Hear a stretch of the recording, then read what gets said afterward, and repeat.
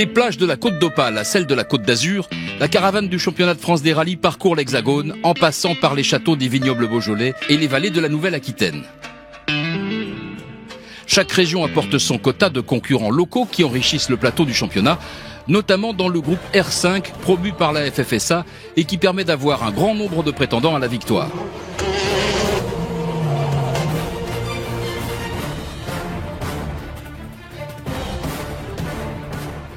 Citroën, Peugeot, Skoda, Ford, Hyundai, les R5 des constructeurs sont toutes présentes et garantissent le spectacle avec un leader qui se détache en la personne de Johan Bonato, candidat déclaré au titre.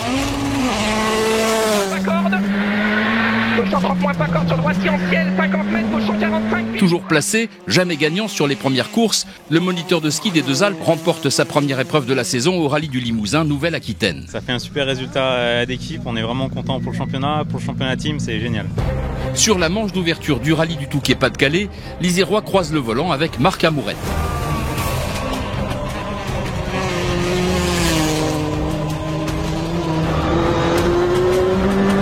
Sur ces terres, le Normand s'incline au final, mais il remporte le prestigieux trophée Michelin réservé aux amateurs. Au rallye Lyon-Charbonnières-Rhône, retardé par une crevaison, Johan Bonato tente de rattraper l'autre Johan.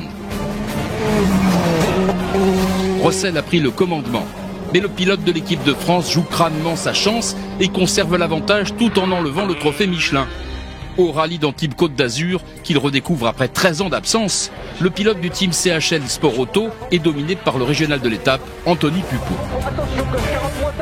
15 jours après être sorti de la route sur ces mêmes spéciales de légende, comme la Clue d'Aiglun, le Varois réussit l'exploit de s'imposer pour la première fois sur un championnat de France. Mis en place par la FFSA depuis quelques années, le championnat team prend de l'ampleur avec des structures de plus en plus professionnelles et qui brillent par leur diversité. En plus de Johan Bonato, le team CHL Sport Auto peut compter sur Cédric Robert. En tête avec une trentaine de secondes d'avance, malgré tout il reste 3 spéciales. Ici il faut être très vigilant parce que les pierres nous attendent à chaque recoin de virage. Fort de son expérience, le Stéphanois remporte les 2 premières manches du trophée Clio RT3 France et contribue aux 3 victoires du team. Par 2 fois, son second Florian Bernardi, spécialiste des formules de promotion, espère bien dépasser le maître. Vainqueur de ce même trophée Renault l'année dernière, Charles Martin intègre le prestigieux Sébastien Loeb Racing. Déjà très envie d'aller au bout, de marquer les premiers points du championnat et essayer de jouer devant, c'est sûr. Après un temps d'adaptation sur sa Peugeot 206 T16, le francilien monte par 2 fois sur le podium et se positionne en dauphin provisoire au championnat. Pensionnaire habituel du team nouvellement arrivé dans ce championnat, Quentin Giordano alterne performance et petite faute.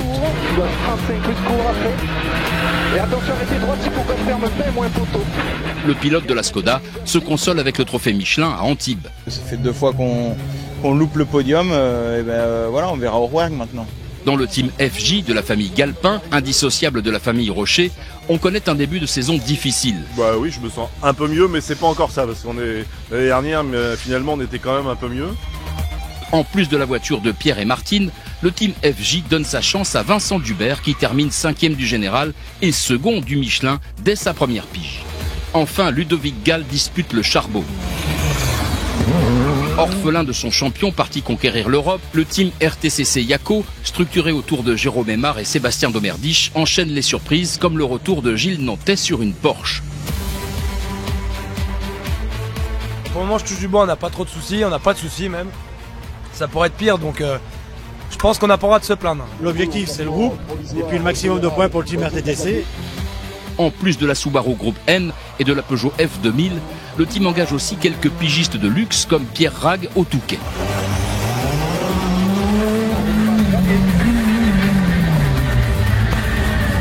Le pilote spécialiste de l'endurance laisse sa place à Thibaut Dubert à Antibes. Déjà aux couleurs Yako il y a presque 10 ans, Jean-Sébastien Vision fait son retour à domicile. Dans le trophée Michelin, on dénombre 4 vainqueurs différents en 4 courses.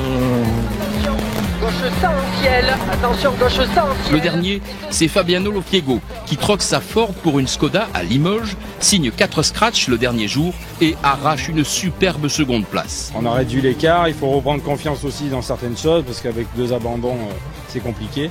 Dans le trophée Michelin hors R5, c'est Patrick Rouillard qui impose sa Porsche à la mélodie inégalable.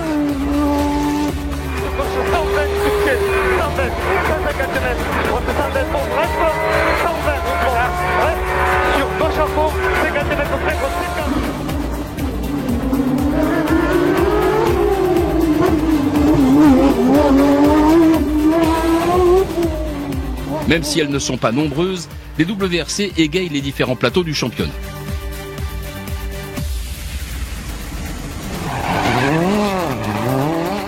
Le Normand Éric Brunson s'impose ainsi pour la 6e fois sur ces terres touquetoises.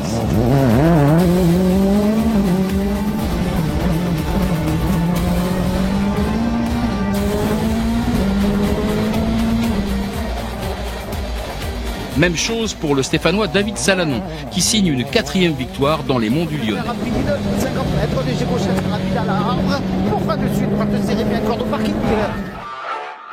C'est ici également qu'est lancé le tout nouveau championnat de France junior, disputé cette saison sur des Ford Fiesta R2 et qui suscite une forte attente.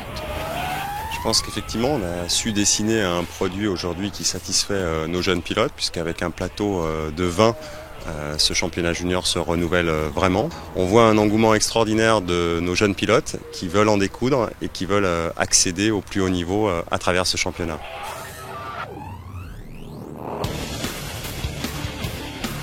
Parmi ses concurrents, les 2 lauréats de l'opération Rallye Jeune, Adrien Fourmeau et Dorian Moustin. Et au programme, 3 épreuves asphalte et 3 épreuves terre. Mais quelle que soit la surface, 2 hommes se détachent au niveau des chronos. Après une remontée exceptionnelle à Lyon, suite à une crevaison, Hugo Margaillon prend la tête à Limoges au soir du premier jour. Ce soir, on rentre avec 2 secondes 4 d'avance. C'est peu, mais suffisant pour garder la tête. Donc, On a réalisé 4 temps scratch, donc on n'est pas forcément en tête parce qu'on a eu un souci ce matin.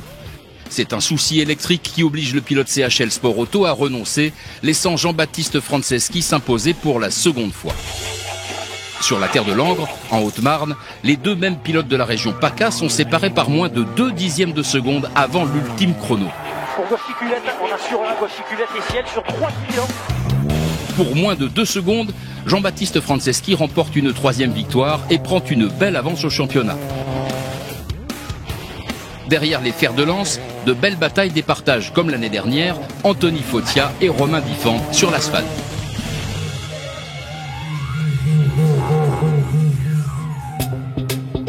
Autre formule de promotion, la 208 Rallye Cup de Peugeot fait le plein avec plus de 22 engagés sur la première épreuve.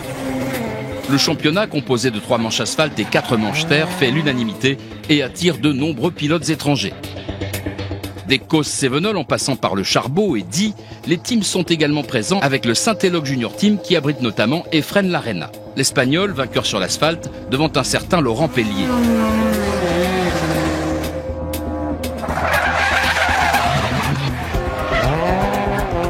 Si le champion de France Junior 2015 échoue au Charbot de quelques secondes, victime d'une crevaison, non, on va sortir la grosse attaque pour aller chercher la victoire en tout cas. Il remporte la victoire au Causse.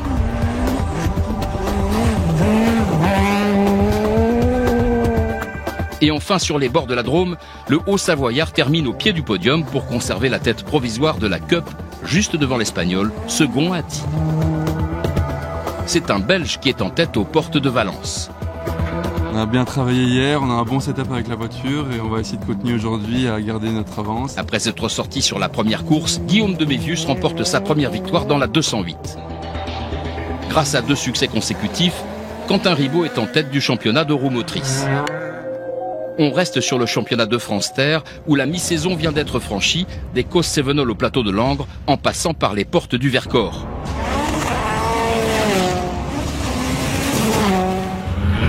Ici, les WRC sont légion avec une meute de Citroën, toutes plus véloces les unes que les autres.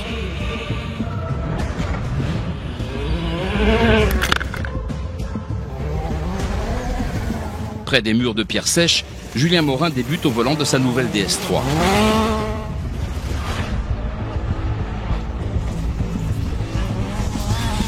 Après une seconde place prometteuse, le Dromois vise plus haut à domicile. L'objectif c'est la victoire ici, comme l'année dernière, donc on va tout faire pour.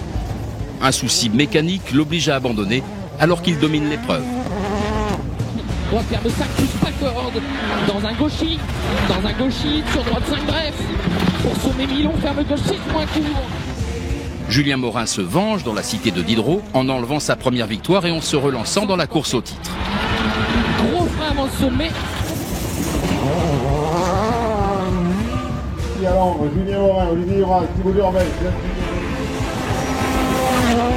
C'est une autre DS3 qui est en tête, ex aequo au championnat.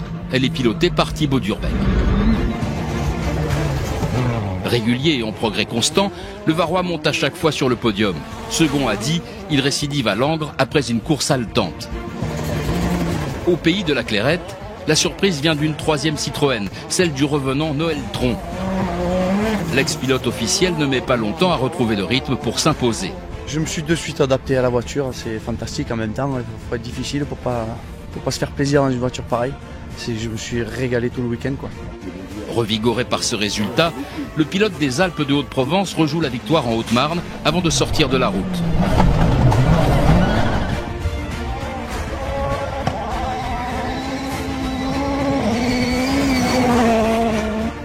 Le troisième vainqueur, c'est l'octuple champion de France sur terre. Mais le feeling était bon, la voiture me va bien, donc on a roulé, on s'est lâché, on s'est fait plaisir, voilà. Sur sa bonne vieille C4, Jean-Marie Cuoc remporte une 6e victoire à Cap-de-Nac. Absent sur la seconde manche, l'Ardéchois connaît des soucis de direction assistée au pays des 4 lacs. Après une superbe deuxième étape, il remonte sur la dernière marche du podium. Sur la même voiture, Cyril Ferraud met un peu de temps à prendre confiance dans sa nouvelle monture. Le pilote de la Côte d'Azur termine 4e sur les 2 derniers rallyes. Enfin, une 3e Citroën est pilotée par le quadruple champion de Côte d'Ivoire et champion d'Afrique, Gary Shanes. Le franco-ivoirien prend la 6e place à 10. Sur la seule Ford WRC engagée cette saison, Lionel Beau ne connaît pas de réussite avec 3 abandons consécutifs sur problème mécanique.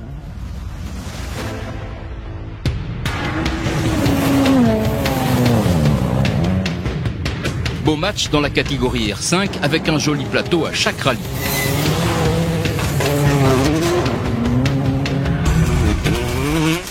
Venu préparer le mondial, Quentin Gilbert participe aux Terres d'Écosse. Le champion du monde junior remporte le groupe R5, assorti d'une belle 4e place au scratch.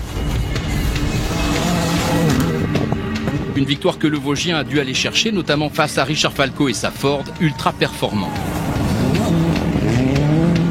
Dans la Drôme, le sudiste domine la catégorie et il est même sur le podium provisoire lorsqu'il commet une nouvelle faute. Le plus assidu et le plus régulier, c'est Jordan Berfa.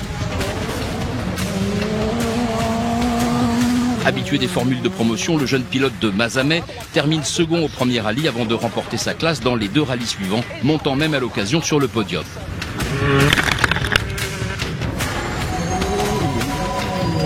Si les comptes sont bons, on passe en tête du championnat de France, donc c'est vraiment énorme. Donc après voilà, la route est encore longue, il reste sûrement encore, je crois, 4 ou 5 courses encore au niveau du championnat.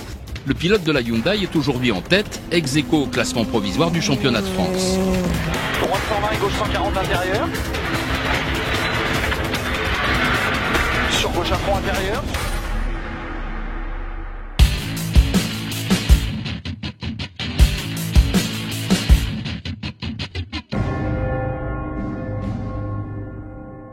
Du haut de ses 87 mètres, le clocher de la cathédrale de Rodez domine la ville et son musée dédié à Pierre Soulages.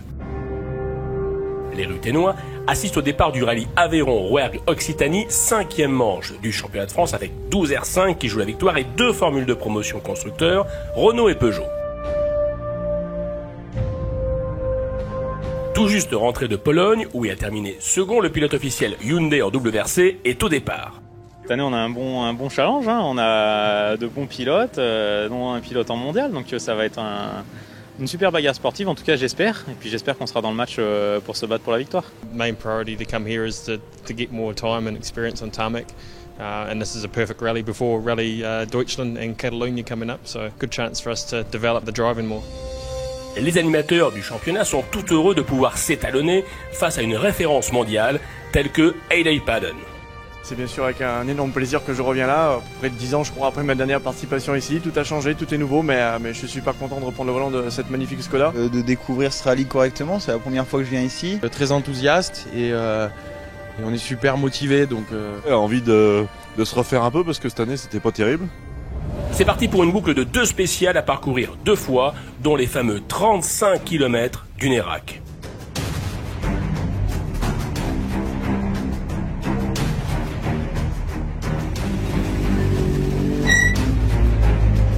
Avec le meilleur temps dans les 2 passages d'une des plus longues et plus difficiles spéciales du championnat, Johan Bonato prend le commandement.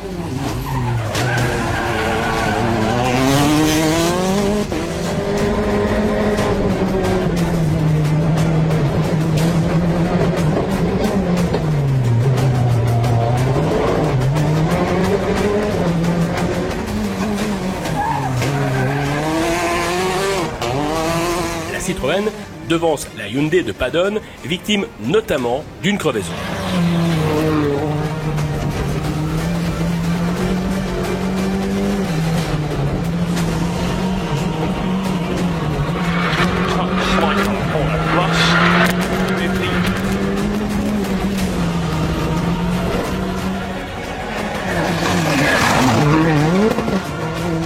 On fait une bonne première, on fait un tête à queue dans la 2, on marche arrière, je cale, enfin bon, le truc d'auto-école quoi. Very hot temperatures is difficult for the car and the tyres, but I'm enjoying it a lot.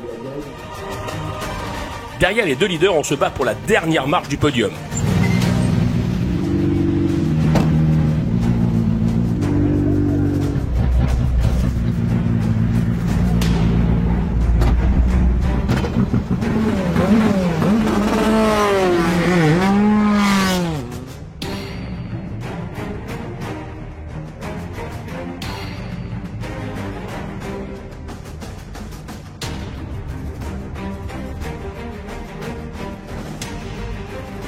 Au terme de la première boucle, Quentin Giordano occupe cette 3e place.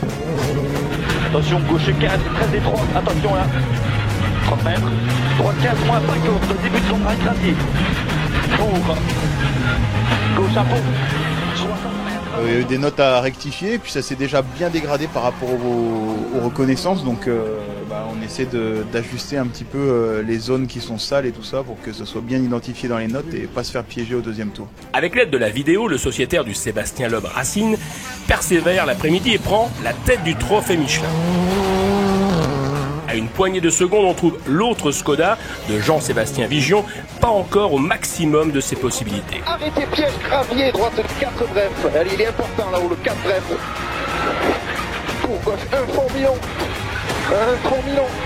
Sur droite, frein, ferme. J'avais déjà entrevu ça au Limousin, je paye mon manque de roulage, mon manque général de rallye. Et c'est pas parfait en note, c'est pas parfait en conduite. Le Limougeot du RTCC Yako devance Pierre et Martine Rocher.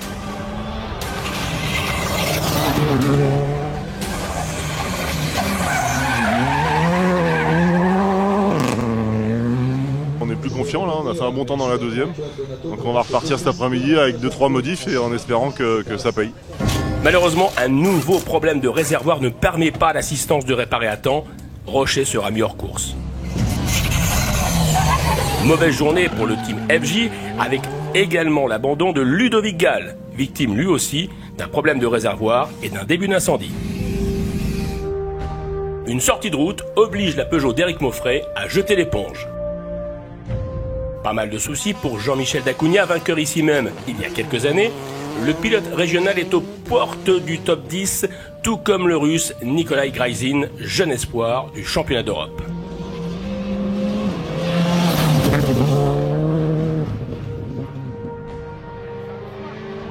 C'est mieux mais pas encore parfait pour Jordan Berfa, victime de sous-virage. La Hyundai est 6e, devancée par la Skoda d'Anthony Poupeau. Le Varois déçu de sa prestation. Attention, frein, gauche 30 moins, pas corde. Gauche 30 moins, pas corde. 30 mètres. Droitier. On n'avait clairement pas le niveau là sur cette première boucle. Les routes sont déjà vraiment dégradées avec seulement 6 pilotes devant. C'est des choses qui sont vraiment nouvelles pour moi, donc il faut apprendre, mais il faut apprendre vite. Au regroupement de Bozoul, célèbre pour son fameux trou, les 3 premiers du trophée Michelin hors R5 se disputent les places sur le podium. La Mitsubishi de Philippe Alauzet et la Peugeot F2000 de Sébastien Domerdiche sont au coude à coude, tandis que Patrick Rouillard est un solide leader.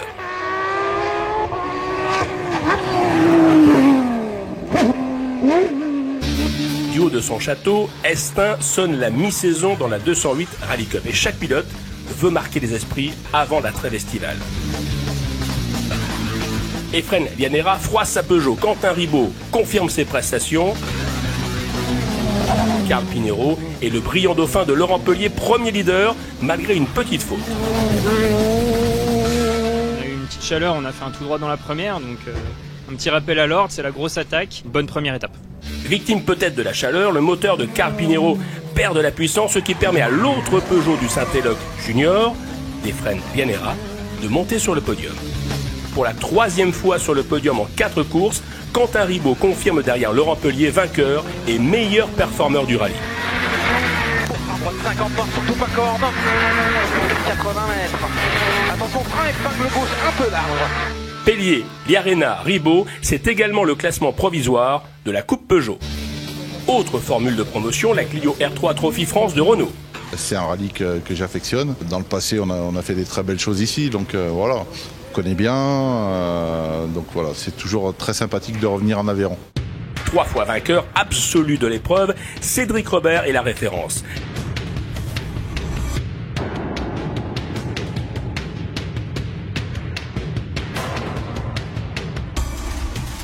Rapide et régulier, le Hollandais Kevin Van Dijk observe le duel des 2 leaders, Cédric Robert et Florian Bernardi.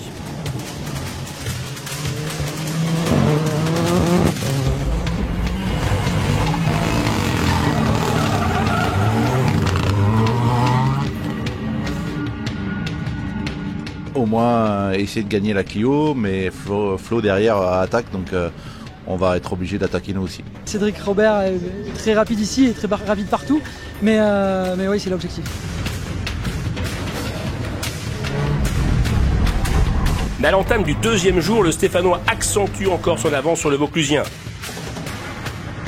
Je fais un tête à queue premier virage, donc forcément pour la mise en confiance après c'était très dur. 123 va tenir. Pour attention à 20 mètres gauche 80, pour attention à 20 mètres gauche. 3e victoire en 3 courses pour Cédric Robert, toujours devant Florian Bernardi, les 2 hommes qui dominent ce trophée Renault R3T. On reprend le match pour la dernière étape avec le fameux passage du village de Moirazès au lieu du rallye. En groupe N, avec le spectacle en plus, Paul Lamouré s'impose face à la Subaru de Jérôme Aymar. Sébastien Domerdiche remporte le groupe F, permettant au team RTCC Yako de prendre la 2e place derrière CHL dans le championnat team.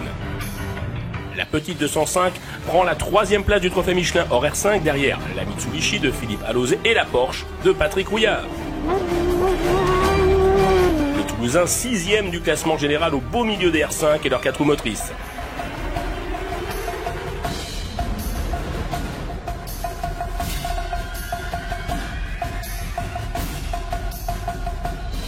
Ralenti par des soucis électriques, Jordan Bertha se console avec le podium du Michelin, tandis que le Russe Nicolas Kraitzin rentre dans les 3 premiers de toutes les spéciales de la journée. On est en retrait et aujourd'hui il va falloir se réveiller un petit peu parce que c'est pas une place qui me convient. On n'est pas loin de Quentin, c'est quand même le podium et le trophée Michelin. L'objectif ici serait de garder cette 3e place et puis espérer faire ce podium. Ouais. De ces 3 mousquetaires, Jean-Sébastien Vigion est le premier à lâcher quelques secondes. Sur droite fond moins, fini frein gauche 1. Droite fond moins, fini frein gauche 1. C'est Anthony Pupeau, vexé hier de ses performances, qui réalise la plus belle progression. Sur gauche 40, pas corde. Revenu à 3 secondes du podium avant l'ultime chrono, le Varois s'incline au finish face à Quentin Giordano qui l'emporte dans un sursaut d'orgueil. 20 mètres, tranquille, tranquille, on rentre. Et 22 points de start. Tranquille, 60 mètres. faire 3e ici, c'est vraiment pas là où je pensais qu'on aurait pu le faire, mais c'est génial. Les fumigènes s'allument pour encourager les 2 leaders qui assurent le spectacle.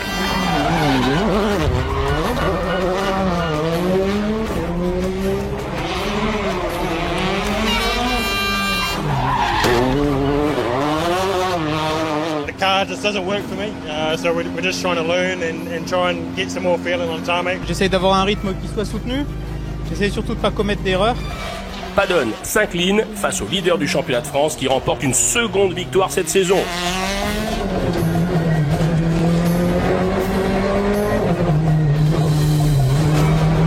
C'est vraiment bon, hein, putain, c'est...